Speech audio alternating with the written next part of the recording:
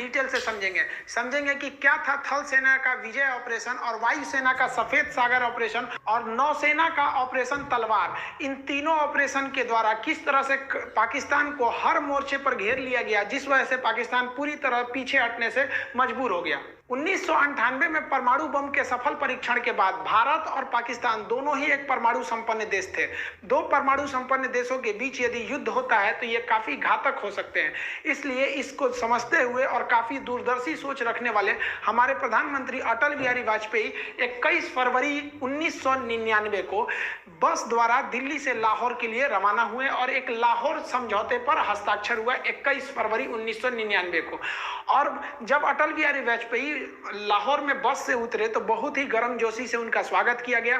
दोनों देशों ने कहा कि अतीत में हमने जितने भी युद्ध किए हैं उसे भुलाकर हम सब अब एक सह अस्तित्व पे आगे बढ़ेंगे और हम बहुत ही जल्दी मिल बैठकर कश्मीर मुद्दे को सॉल्व कर लेंगे, इसमें बिना किसी देश को इंटरफेयर किए।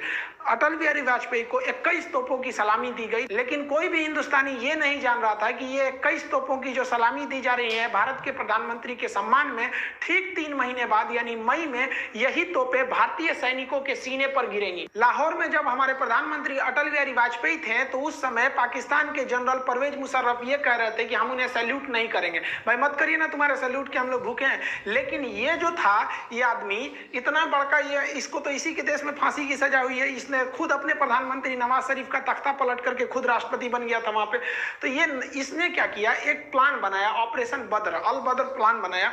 और इसमें ना कई जनरल थे, 4-5 लोग, यही लोग मेन थे। इनमें सबसे महत्वपूर्ण जो थे वो तो एकदम ये तो था ही भाई, ये जनरल ही थे परवेज मुशर्रफ। और यहाँ पे चीफ ऑफ जो जनरल स्टाफ थे अजीज खान और यहाँ मेजर जनरल जावेद हसन। ऐसा कहा जाता है कि पूरा जावेद हसन ने ही रूपरेखा तैयार किया था। हालांकि इतने लोगों का योगदान था कारगिल में। ये लोग चाहते थे कि जो शिमला एग्रीमेंट के बाद ये हुआ था, हम लोग में एक आपसी सहमति थी कि करगिल का जो एरिया है वहाँ टेम्परेचर -30 -40 चला जाता है, इतना ठंड हो जाता है। तो हम लोग क्या करते थे, अक्टूबर के बाद हम भी अपनी पोस्ट बंकर को छोड़ के चले जाते थे और पाकिस्तान भी चला जाता था। फिर हम लोग जाते थे मई जून के महीने में।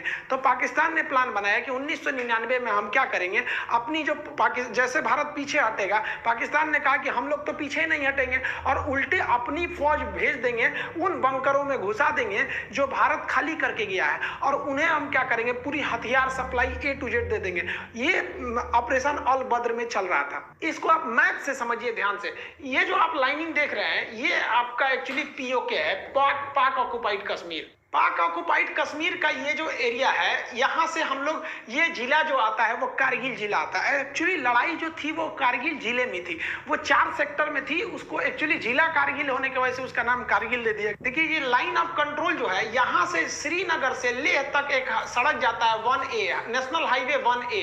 अब पाकिस्तान का जो प्लानिंग क्या था कि ये हाईवे को हमको कैसे भी काट देना है।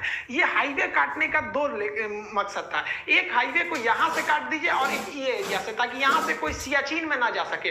अगर सियाचिन का हाईवे कट जाएगा तो सियाचिन भारत के हाथ से निकल जाएगा, क्योंकि वहां डायरेक्ट पहुंच नहीं है। अब बीच में इतने पहाड़ हैं कि नॉर्मल सड़क बनाई ना जा सकती है। तो इसलिए ऑपरेशन अल बद्र के द्वारा मुशर्रफ ये सोचे कि हम ये हाईवे को काट देंगे तो पाकिस्तान, भारत बैकफुट पे आ जाएगा। और रियली भी थी। जैसे आप यहां देखेंगे ये डॉटेड लाइन हमारी LAC है, ये लाइन ऑफ कंट्रोल है। अब ये जो सड़क जा रही है ये सड़क है हमारी श्रीनगर से लेह तक। अब यहाँ कारगिल देखिए ये लाइन ऑफ कंट्रोल के बहुत ही करीब है। इनकी प्लानिंग क्या थी, ये लोग 4 जगह से भारत में घुस गए। देखिए करगिल जो बोलते हैं, करगिल की लड़ाई, करगिल जिला था, उसमें 4 जगह थे। जैसे आपके जिला में कैसे ब्लॉक या तहसील होते हैं, कई सारे होते हैं, तालुका टाइप का, उसे ही था करगिल जिला। इसमें 4 महत्वपूर्ण सब डिवीजन में लड़ाई चल रही थी। ये क्या किया, ये 4 जगह से घुसपैठ कर दिया। यहाँ पर 4 एरिया से घुसपैठ किया। सबसे पहला जो एरिया था मस्कोक एरिया था, ये मस्कोक एरिया में घुसपैठ कर दिया। उसके बाद जो एरिया था वो द्रास का एरिया था। सबसे भीषण जो लड़ाई हुई थी वो द्रास में हुई थी। इसी में तोलोलिंग, टाइगर हिल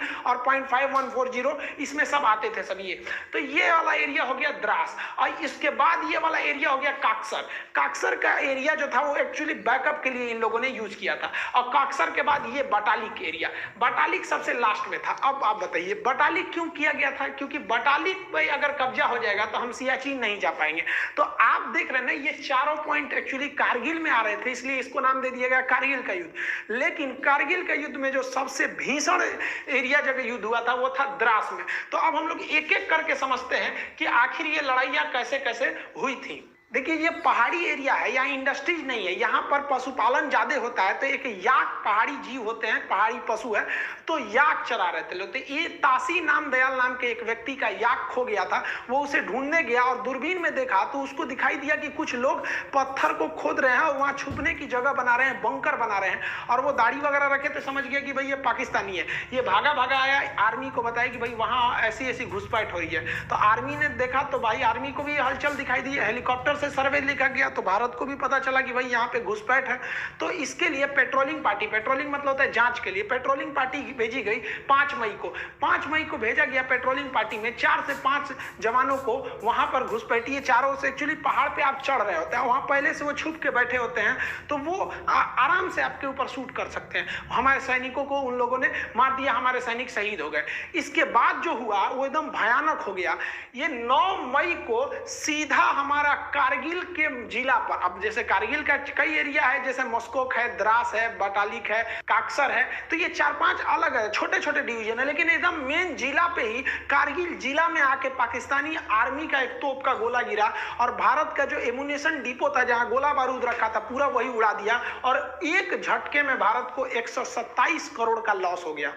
इन सब के होने के बाद भारत को लग रहा था कि ये मामूली घुसपैठी आतंकवादी हैं, लेकिन धीरे धीरे पूरी तरह से साफ होने लगा कि ये आतंकवादी नहीं है। इन आतंकवादियों के पीछे पाकिस्तानी पिल्ले बैठे हुए हैं, उनकी नॉर्दर्न लाइट इन्फेंट्री के जवान बैठे थे। उनके अंदर इतना तो कलेजा नहीं है कि सामने सामने लड़े। अरे साले, मर्द की औलाद हो तो सीधा बोले रहते ना कि मत लौटो। हम लोग जब लौट गए थे ठंड में तो तुम आके वहां बैठ गए थे, उसके बाद वीर बन रहे हो। देखिए एक्चुअली क्या होता है कि जब आप हमला करने जाते हैं तो माना जाता है कि आपकी फौज 3 गुनी होनी चाहिए क्योंकि दुश्मन पहले से बैठा है। लेकिन पहाड़ी लड़ाई में ऐसा माना जाता है कि नहीं, आपको 9 गुना लॉस होगा। एक तो आप चढ़ेंगे, आपको चढ़ाई में दौड़ नहीं सकते हैं खाली मैदान की तरह, और वो आराम से बैठा हुआ है पहाड़ में, हल्का सा एक मौका कर लेगा, बंदूक निकाल लेगा, आपको दिखेगा नहीं कहां से गोली आ रही है।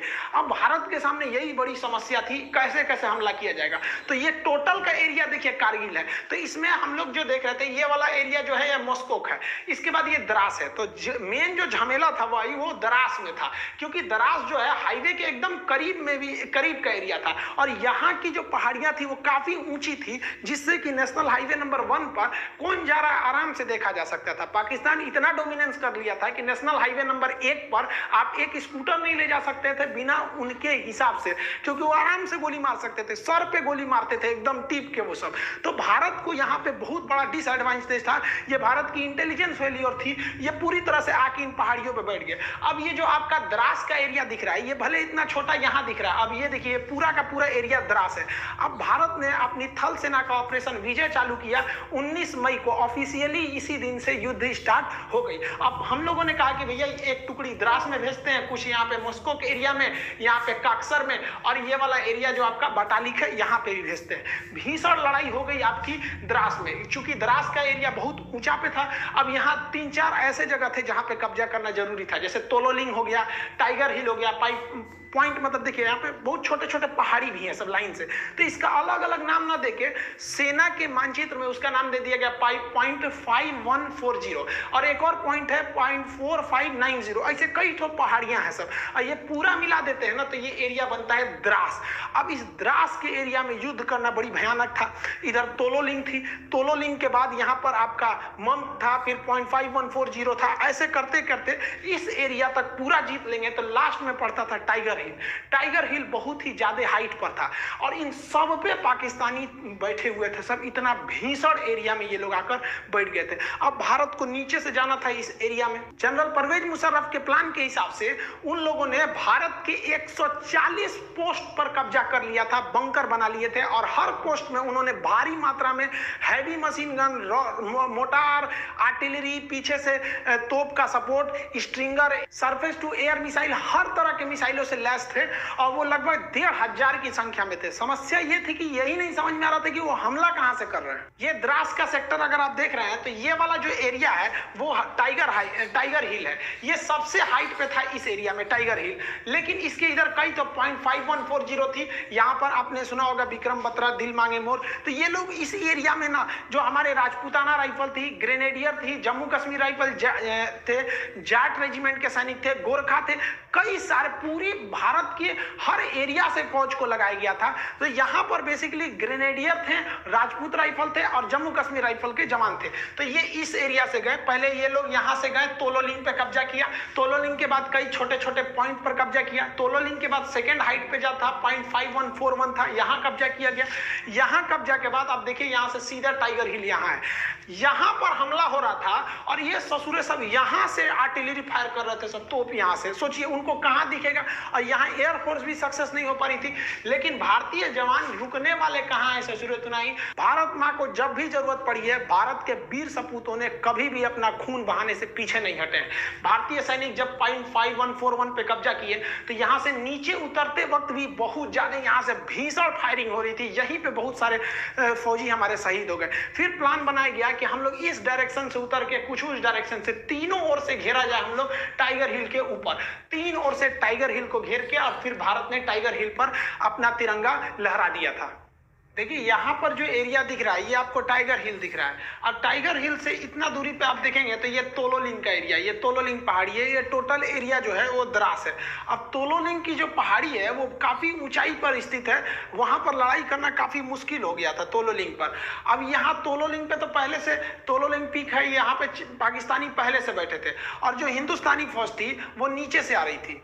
अब हिंदुस्तानी फौज नीचे से जब चढ़ रही थी तो ये जो पाकिस्तानी थे इस साइड में अपनी आर्टिलरी गन रखे थे, यहां से हमला कर देते थे। अब तोलोलिंग की ऊंचाई से ये पूरे एरिया पे डोमिनेट करते थे। ये एरिया नीचे होने की वजह से हम लोग जब द्रास से ऊपर चढ़ना चालू किए तोलोलिंग पे तो ये सीधा हमला कर देते थे। फिर भी भारतीय सूरवीरों ने किसी भी तरह इस मुश्किल चोटी के ऊपर चढ़ान किया। तोलोलिंग को जीतने के बाद इसके अगल बगल में देखेंगे तो कई सारी पहाड़ियां हैं जिन्हें अलग अलग पॉइंट के नाम पे जानते हैं, जिसे हम कहते हैं 0.5140। इस तरह से छोटी छोटी पहाड़ियां थी। इन पहाड़ियों को पार करने के बाद अब देखिए इतनी दुर्गम में पहाड़ियों में जा जाके लड़ाई लड़ना था और दुश्मन यहाँ पर 100 से ज्यादा पोस्ट बना के, बंकर बना के वहां पर गुफा टाइप का उसमें छुपा हुआ था। हमारे सैनिकों को दिखता भी नहीं था स्पष्ट कि उनकी लोकेशन कहाँ है। ये पार करके इस एरिया की जो सबसे ऊंची चोटी थी वो थी टाइगर हिल। द्रास के तोलोलिंग और उसके छोटे पहाड़ियों पे जीतने के बाद अब इस एरिया का सबसे ऊंचा पहाड़ आप देख रहे हैं ये टाइगर हिल। इसको फतह करना बहुत ही मुश्किल था। टाइगर हिल पे हमारे जो जम्मू कश्मीर राइफल, जो राजपूताना राइफल रही, हमारी जो ग्रेनेडियर्स, इनकी पोस्ट पहुंची फौज पूरी तरह से। अब ये इतना सीधा चढ़ाई पे और यहाँ से ये लोग टोटल एरिया डोमिनेट कर रहे थे। इस वजह से इंडिया को जो थी कैजुअलिटी ज्यादा हो गई, क्योंकि ये पहाड़ पर वो पहले से छुपे हुए थे। एक तो इतनी ऊंचाई थी। अब आप सोचिए जो कुतुब मीनार है वो 240 यानी लगभग 250 फीट की ऊंचाई पर है और ये लड़ाई चल रही थी 18,000 फीट। आप 250 फीट कुतुब मीनार चढ़िएगा तो थक जाते हैं। ये 18,000 फीट पर दुश्मनों का आमना सामना मुकाबला था। उसपे से चोट्टो पाकिस्तानियों की फौज पीछे से तोप से फायरिंग कर रही थी, इनडायरेक्टली मोटार तोप, हैवी मशीन गन इत्यादि से। और इनको छुपने में एक सहायता होती थी, क्योंकि रूल है कि जो ऊंचाई पर रहता है उन्हें युद्ध में ज्यादा फायदा मिलता है। इसीलिए टाइगर हिल को तीन ओर से घेर लिया गया। तीनों ओर से घेरने के बाद जब टाइगर हिल पर कब्जा हुआ तो समझने लगा कि भैया द्रास का एरिया जो है ना अब पूरी तरह से इंडिया के डोमिनेंस में था। लेकिन बाकी बटालिक सेक्टर वगैरह में अभी भी घुसपैठ बनी हुई थी। लेकिन ये टाइगर हिल जीतने के बाद भारतीय सैनिकों का मनोबल भी टाइगर हिल से ज्यादा ऊंचा उठ गया था। करगिल की लड़ाई में सबसे निर्णायक अगर किसी हथियार ने अगर साथ दिया था तो वो बफोर्स तोप ने साथ दिया था। बफोर्स तोप ने इतना भयानक बम्बार्डमेंट किया था कि पाकिस्तानियों को समझ में नहीं आ रहा था कि कहां से ये हमला हो रहा है। जबकि आपको याद होगा तो जब राजीव गांधी की सरकार थी तो इनको बहुत सारे इल्जाम लगाए गए थे कि बफोर्स में घोटाला हुआ है, क्या हुआ है।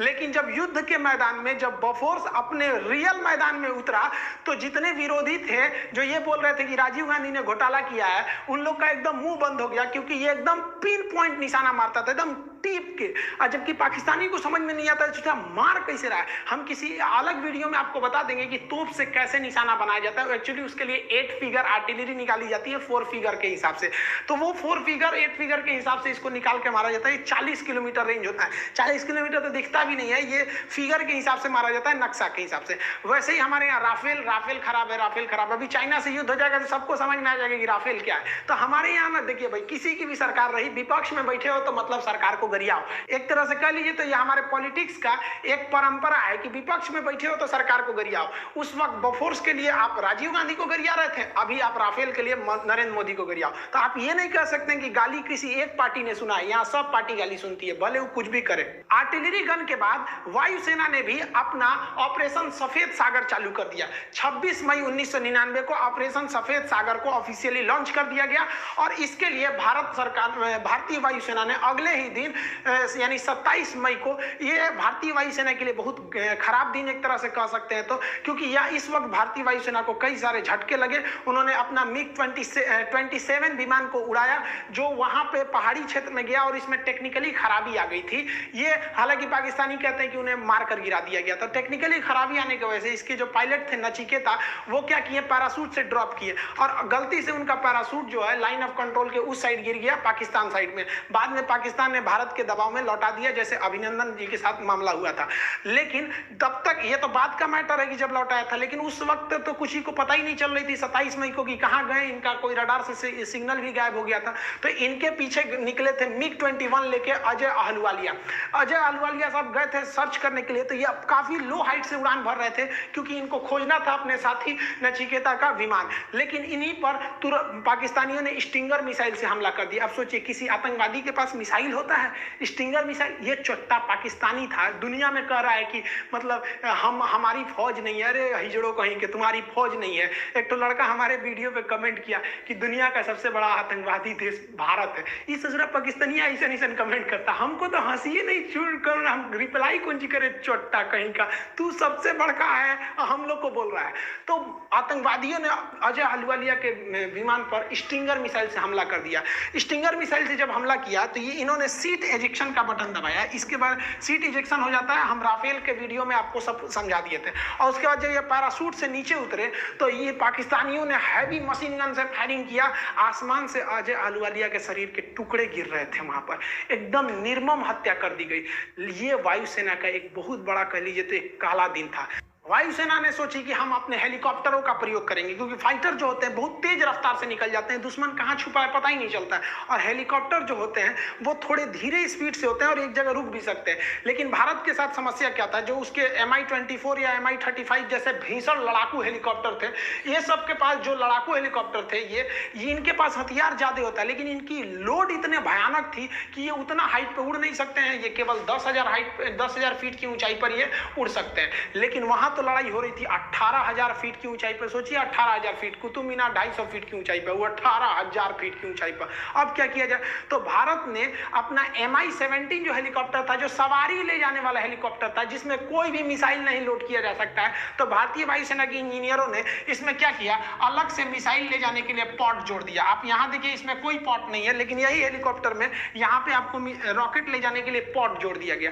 लेकिन इसमें एक खराबी थी, जो हमारे 4 MI हेलीकॉप्टर थे, इसके पास आती हुई मिसाइलों के, क्योंकि पहले जो 2 विमान थे उन पर तो मिसाइल अटैक हो गया था, स्टिंगर मिसाइल कंधे पे रख के मार दिया जाता है। तो ये लोग स्टिंगर मिसाइल से बचने के लिए एक फ्लेयर का प्रयोग करते हैं। वो आग का गोला होता है। एक्चुअली स्टिंगर मिसाइल जो होती है वो गर्मी को सूंघ के आती है, तो गर्मी को सूंघ के आती है, तो ये क्या करते हैं, जब इनको पता चल जाता है कि हमारे ऊपर स्टिंगर मिसाइल आ रही है, तो वो आग का गोला फेंकने लगते हैं, जिसका जो इंफ्रारेड को मिसाइलों को अपनी ओर खींच लेता है, ये बच के निकल जाते हैं। तो भारत के जो हेलीकॉप्टर थे, 4 में से तीसरा जो हेलीकॉप्टर था, उसमें ये फ्लेयर वाला सिस्टम था वो नहीं लगाया गया था, और यही खतरा हो भी गया। हमारा पहला हेलीकॉप्टर बम बरसा के आ गया, फ्लेयर से बच गया। दूसरा भी फ्लेयर छोड़ के बच गया, बम बरसाया। लेकिन तीसरा जो जहाज था वो भीषण हमला किया, और उसके पास फ्लेयर भी नहीं था, लेकिन इतने हमारे वायुसेना के पायलट बहादुर कि वो नीचे जहाज को लाया, एकदम एक्यूरेट हमला किया।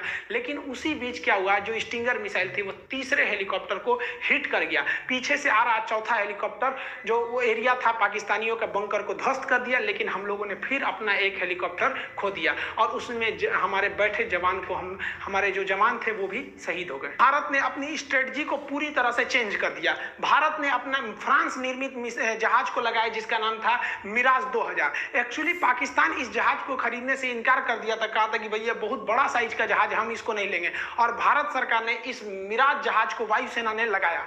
ये मिराज जहाज जो लेजर गाइडेड बम से हमला करते थे, तो ये सबसे बड़ा आप कहिए तो वायुसेना का जो ऑपरेशन सफेद सागर था उसमें सबसे निर्णायक भूमिका मिराज 2000 लगाया। ये तो पाकिस्तान में घुस के पाकिस्तानियों का बलात्कार कर दिया, ऊपर से ही मारा, इतना हमला किया कि कमर टूट गई कारगिल की लड़ाई में। कह रहे थे कि बहुत बड़का साइज है, बहुत बड़का साइज है तो बढ़िया से तो धोबो किया है। और अभी याद रखो इसका बाप आ रहा है, बाप इसी का मिराज 2000 का राफेल। पुरान हो गया, तगड़ा अभी और है। लेकिन वायुसेना को एक बात का और डर था कि 1965 की लड़ाई में हम लोगों ने एक छोटा सा हमला किया था जिसके बदले में पाकिस्तानी वायुसेना ने भीषण हमला कर दिया। इस बार उनके हमले से डर नहीं था। एक्चुअली दिक्कत क्या था कि पाकिस्तानी घुसपैठिए जो थे, उनकी नॉर्मल लाइट इन्फेंट्री के जो जवान थे वो घुस चुके थे पूरी हथियार को लेकर, और हम लोग को दिख भी नहीं रहा था। और अगर वायुसेना भारत की पाकिस्तान की दोनों घुस जाएगी तो इसमें सबसे बड़ा फायदा क्या होगा, नीचे के घुसपैठियों को, क्योंकि हमारे जो जवान चढ़ रहे थे उनको तो ये पाकिस्तानी घुसपैठी मारिए रहे थे आराम से, ऊपर से उनकी वायुसेना भी मारने लगती थी। लेकिन इसीलिए भारतीय वायुसेना ने श्रीनगर एयरबेस, पठानकोट एयरबेस से अपने जो जितने भी घातक जो इंटरसेप्टर जहाज थे MiG-29 इसको तैनात रखा था कि अगर पाकिस्तानी वायुसेना आएगी तो तुम उससे जाके लड़ जाना, कारगिल के एरिया में घुसने ही मत देना। इसी बीच सबसे भीषण घटना हुई थी भाई 24 जून 1999 को। हमारे दो जगुआर जहाज जो थे वो रेकी पे निकले हुए थे। इसी जहाजों ने क्या किया, उनको लगा नीचे एक तो गुलटेरी जगह था, इन जहाजों को लगा कि भाई नीचे काफी ज्यादा फौज है और वो नीचे काफी फौज का जमावड़ा था। तो जो आगे का पायलट थे वो काफी यंग थे, जो पीछे बैठे थे उनका नाम था, पायलट का नाम AK सिन्हा। तो AK सिंह जो थे ये थोड़े सीनियर पायलट थे। तो ये आगे वाला जो पायलट था वो गुलटेरी में जो फौज खड़ी थी उनका बहुत बड़ा कैंप था, नीचे पाकिस्तानी बहुत बड़ी फौज में खड़े थे, उन पर मिसाइल लॉक कर लिया। और आपको हम वीडियो में बता चुके हैं राफेल वाले में कि एक बार मिसाइल लॉक हो गया ना तो आप बच नहीं सकते, वो मिसाइलें खोज के मार देगी आपको। तो ये ग्राउंड पे एकदम लॉक कर लिया और इनने पूछा अपने सीनियर से कि हमने लॉक कर लिया है बहुत बड़े अड्डा को, क्या हम इसे उड़ाने जा रहे हैं। तो उन्होंने कहा कि रुक जा एक बात बता, तुम उस साइड पाकिस्तान में हो, घुस गए हो कि इंडिया में ही हो। तो ये कहे कि हम तो पाकिस्तान वाले एरिया में घुस गए। कहा कि मत मारो, क्योंकि इस दिल्ली का सीधा आदेश है कि आप पाकिस्तान के एरिया में हमला नहीं कर सकते। ये बहुत अच्छा डिसीजन था, क्योंकि 1 साल पहले हम लोगों ने 1998 में परमाणु बम फोड़ा था। पूरी दुनिया हमारे खिलाफ थे, जैसे अभी ईरान के खिलाफ है, उस समय हमारे खिलाफ थी। और अगर हम लोग पाकिस्तान में घुस के मार देते तो ये तो एक तरह का कहिए तो ओपन युद्ध हो जाता। और अपने एरिया में मार रहे हैं तो पूरी दुनिया हमारा साथ देगी कि भैया हम अपने एरिया में आतंकवादियों को मार रहे हैं, तो कहीं उधर मत मारो। और आपको जानकर ताज्जुब होगा, जहां ये पायलट मिसाइल लॉक किया था नहीं, हमारा एयरफोर्स का ही पायलट हुआ, एकदम नौछड़िया भी यंग था, जानबे करते हिंदुस्तान के यंग लड़का लड़े में कितना आगे। और किस्मत अच्छा था, नवाज शरीफ उनके प्रधानमंत्री और उनके थल सेना अध्यक्ष परवेज मुशर्रफ, ये लोग उसी कैंपुआ में थे। सोचिए अगर सीनियर मना नहीं किया रहता तो जूनियर तो धो दिया रहता। अब आप याद समझिए थोड़ा, एक छोटा सा देश था ऑस्ट्रिया, जिसके यानी राजकुमार की हत्या कर दी गई। उस हत्या की वजह से प्रथम विश्व युद्ध चालू हो गया। वही हाल था यहाँ, एक परमाणु संपन्न वाला दूसरे देश के परमाणु संपन्न के सेना अध्यक्ष को मार देने से कुछ खास बवाल नहीं होता है, क्योंकि सेना लड़ने के लिए, लेकिन राजनीतिक व्यक्ति की हत्या करने पर बवाल हो जाता है। तो भयंकर बवाल हुआ रहता, क्या युद्ध का मोड़ लेता समझ में नहीं आता। तो ये बहुत अच्छा हुआ। एक तरह से हम तो करते थे कि मारिए दिया रहता तो हो जाता, क्या हो जाता भाई, ज्यादा से ज्यादा और युद्ध लड़ते, नहीं लड़े हैं 71 में, 65 में, 84 में, एगो और लड़ते से चुरा क्या कर लेता पाकिस्तान। यहाँ पे ऊंट के मुतने से रेगिस्तान में बाढ़ थोड़े आता है, क्या कर लेंगे, इनके औकाते कितना है। ये सब तो चल ही रहा था, नेवी ने और अत्याचार कर दिया। नेवी ने अपना ऑपरेशन तलवार चालू कर दिया। ऑपरेशन तलवार के तहत भारतीय नेवी ने पाकिस्तान की ओर एंट्री मार दी। और यहाँ पर जो हमारे नेवल वेस्टर्न नेवल कमांड था और साउदर्न नेवल कमांड था, ये भी घुस गया अरब सागर में, और अरब सागर में घुसकर पाकिस्तान का पूरी तरह से नेवल ब्लॉकेज लगा दिया। भारतीय वायुसेना के पूरे युद्धक जहाज घुस गए सब वहां पर और नेवल ब्लॉकेज लगा दिया। भारतीय नौसेना ने ऐसे मिसाइल मारा, जो पाकिस्तानी जहाज थे उनके बगल में मिसाइल जानबूझ के मारता था, जो उनके मर्चेंट वाले जहाज थे, जो उनका पेट्रोलियम लाने वाला था, सारा जहाज उधर ही रुक गया कि ना हम ना जाएंगे, नेवी उधर मार रही है। पूरी तरह से पाकिस्तान का इतना भयानक नेवल ब्लॉकेज था कि पाकिस्तान के पास केवल 6 दिन का पेट्रोलियम बचा था, नहीं तो उसके बाद उन लोग गाड़ी चलाते, लोग चलाओ ससुरा तुम्हारा पास, इतना भयानक काम किया था। तो नेवी के रोल को भी हमें भूलना नहीं चाहिए। पाकिस्तान जो है वो मदद मांगने के लिए चला गया अमेरिका में। 4 जुलाई को अमेरिका में इंडिपेंडेंस डे के रूप में मनाया जाता है, तो वहां क्लिंटन साहब के पास पहुंच गया। एक्चुअली जो पाकिस्तान है ना, पहले अमेरिका का रखेल था, अभी वो चाइना का रखेल बन गया है। पहले वो अमेरिका से फसल था, तो अमेरिका से कहा कि सुनिए ना, मदद करिए मेरा। अमेरिका के पास गया मदद करने के लिए, तो अमेरिका ने पूछ दिया नवाज शरीफ से, ये बताइए वो नॉर्दर्न इन्फ्लेंट्री आपकी फौज घुसी है कि नहीं घुसी है? तो कहा कि हमरे फौज घुसी है, और ये चट्टा घुसा दिया बिना हमरे बताइए। देखिए एक्चुअली होता क्या है कि पाकिस्तान में जो सेना होती है ना, प्रधानमंत्री की भी वैल्यू नहीं देती है। कारगिल के लिए 10% जिम्मेदार जो थे वो नवाज शरीफ थे, 90% ई चोट्टा जिम्मेदार था। अपने को बहुत बड़ा का समझता था, सिकंदर द्वितीय चोट्टा, कहीं के फांसी लगतो हो तोरा कुछ दिन में, अस्थिर रहो यहाँ पे। तो ये इनको तो पता था, ये तो बेचारा खुद अपने जनरल से डरते थे, जबकि ये इतना बड़का नमक हराम है कि इसको जनरल का पद नवाज शरीफ ने दिया था, जबकि ये सबसे जूनियर था जनरल की लिस्ट में, फिर भी इसको दिया। ये क्या किया, नवाज शरीफ को हटा के अगले साल खुद क्या बन गया, राष्ट्रपति बन गया। हम बढ़िया से हुआ। ये तो तू लोग यार अपने देश का नहीं है तो हम लोग का कहां से हो जाएगा रे? तो ये बिल क्लिंटन ने कहा कि सुन नवाज शरीफ, देर चक्कर मत कर यहाँ पे, तो पहले परमाणु बम फोड़ा है तो हम तोरा दिमाग खराब है, तू क्या समझता है, तू गलत काम करेगा हम तोरा साथ देंगे, पूरी दुनिया हमको नहीं थूकेगी, तू अपनी फौज पीछे बुलाओ। तो ये लोग अकेले रूम में बात कर रहे थे, तो बाहर में पाकिस्तानी जो इनके साथ जो गए थे सब चमचा बेलचा, वो कहते कि हाँ नवाज शरीफ हैं, इनको तो अमेरिका वैल्यू देगा, रखेल को तो कोई वैल्यू देता है, मुंह लटका के नीचे आए हैं, अमेरिका वैल्यू नहीं दिया, चलो फौज वापस बुलाओ। तब तक पगला ये चाइना गया था मदद करने कि हमको मदद कीजिए यहाँ पर। तब तक भारतीय जो थे सब टेलीकॉम वाले इसका बतिया रिकॉर्ड कर लिया सब, और भारत के अटल बिहारी वाजपेयी और यशवंत सिंह जो थे, जसवंत सिंह, इन्होंने प्रेस कॉन्फ्रेंस में वो टेप सुना दिया कि इसे सूरज चाइना में कह रहा है कि हमारी फौज घुसी हुई है, और यहाँ एक्सेप्ट कर लिया। यानी दुनिया के मैटर पे ये तो चौपट हो गए। लेकिन ये चोट्टा हटने का नाम नहीं ले रहा था, क्योंकि ये चाहता था कि हम चुनाव लड़े यहाँ पर। बताइए हमारी सेना कितनी बेहतरीन होती है, सर्जिकल स्ट्राइक करके आई तो मोदी जी बोलने लगे कि हमारी सेना की है, हमारी सेना की है, नेता कहने लगे से मारे, लेकिन फौज ने कभी नहीं कहा। बहादुरी यही होती है भाई, बहादुर की पहचान जंग के मैदान में होती है, मीडिया में नहीं होती है। लेकिन ये मानता नहीं था। तो ये सऊदी अरब के राजकुमार जो राजा थे उस समय फहाद, उन्होंने फोन किया इसको कि रे चोट्टा कहीं का, तू शांति से रह जाओ मैटर पे, न तो तोरा हम व्यवस्था कर देंगे। ये खुद अपनी आत्मकथा में लिखा है कि हम तो नवाज शरीफ को टपका दिए रहते अगर ये बीच में नहीं आए रहते। तो सोचिए ये अपने प्रधानमंत्री को टपका रहा था, रे चोट्टा। सारा घमासान, ये तो वर्ल्ड लेवल पे डेमोक्रेसी चल रही थी, और उधर भारत की जो फौज ना कह के लेंगे मार रही थी एकदम बढ़िया से, और धो रही थी जब पाकिस्तानियों को ना, तब उन लोग को समझ में आया कि भाई साहब बहुत बुरी फंस गए पाकिस्तान। इनको लग रहा था, ये क्या कह रहे थे कि हमने पाकिस्तान की गर्दन पकड़ ली है। अरे ससुरे तू नहीं, तू का हम लोग का गर्दन पकड़ेगा? बड़ी एक गनीमत मनाओ ना कि जितना हरामीपन तुम लोग करते हो ना, अगर भारत ने एक बार हरामीपन किया ना तो तुम लोग इतिहास में पढ़े जाओगे। एक देश हुआ करता था, पाकिस्तान नाम था। जैसे भारत में कैसे छोटा बच्चा को कहानी सुनाया जाता है, चंदा मामा दूर के, वही पाकिस्तान ऐसा था, बाबू बाबू हल्ला मत करो नहीं तो पाकिस्तान की तरह थुराओगे। सोच तू लोग ना पूरी दुनिया में ना मुसलमानों का नाम चौपट किया तुम लोग, तू लोग की वजह से पूरी दुनिया में ना मुसलमानों को गाली दिया जाता है। ये चट्टा क्या करेगा, कहीं जाके बम फोड़ देगा। अरे यार तुमको इतने माँ के दूध में तो इतना गर्मी है ना, तो आओ ना हमारी फौज खड़ी है, काहे लिए पीछे से हमला करता है चट्टा कहीं का। तो देखिए इन लोग पे भरोसा करना नहीं चाहिए। 14 जुलाई तक पाकिस्तान के जितने हिजड़े घुसे थे उन सारे हरामियों को भारतीय सेना ने मार दिया, और राजनीतिक रूप से अटल बिहारी वाजपेयी ने घोषणा कर दिया कि पाकिस्तान ने हमारे पीठ पर खंजर मारा था, हम उसके सीने पे गोली मारे हैं। ये देखने में व्यक्ति बूढ़ा था, इनको कम मत समझिएगा, बुढ़ापा में परमाणु परीक्षण करने वाला प्रधानमंत्री हमारे अटल बिहारी वाजपेयी। हम उन खुश नसीबों में से हैं जिन्होंने प्रधानमंत्री के रूप में अटल बिहारी वाजपेयी और उसी समय राष्ट्रपति के रूप में एपीजे अब्दुल कलाम को देखा है। ये नसीब अब किसी को नहीं होगा जो एक साथ इतना योग्य राष्ट्रपति और इतना योग्य प्रधानमंत्री देखने को मिले। अब ये नसीब किसी को नहीं होने वाला है जो दो बड़े नेता इतने योग्य हो जाए। इन्होंने कह दिया 14 जुलाई को कि भैया ये ऑपरेशन हमारा विजय सक्सेस हो गया, लेकिन आर्मी ने कहा कि ना ना भाई सब पे भरोसा करना, ये पाकिस्तानियन पे नहीं। अब सेना ने एक एक करके घूमना चालू किया, कहां कहां पाकिस्तानी छुपे हैं सब। तो पूरी तरह से 26 जुलाई को सेना ने कहा कि एक को कुत्ता नहीं बचा है। इस ससुरा सब लाश लेने नहीं आया था अपनी फौज का, कह रहा था कि हमारी फौज नहीं है, जबकि जेब में आई कार्ड था कि पाकिस्तानी आर्मी नॉर्दर्न इन्फेंट्री। ससुरा कहीं अरे लाश तो ले जाते यार, हम लोग लाश दे सकते थे।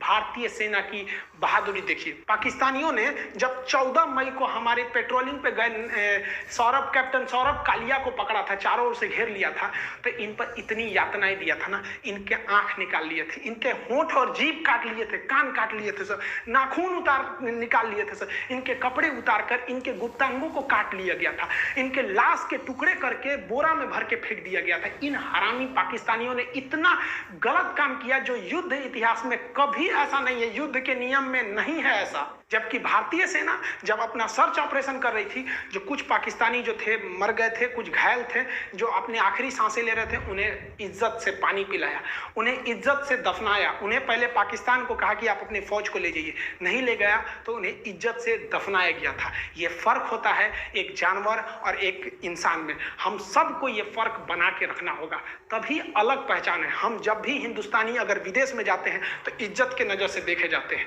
और ये पाकिस्तानी जब भी जाएंगे सबके नजर से देखा जाएगा, 4 बार सिक्योरिटी जांच होगा।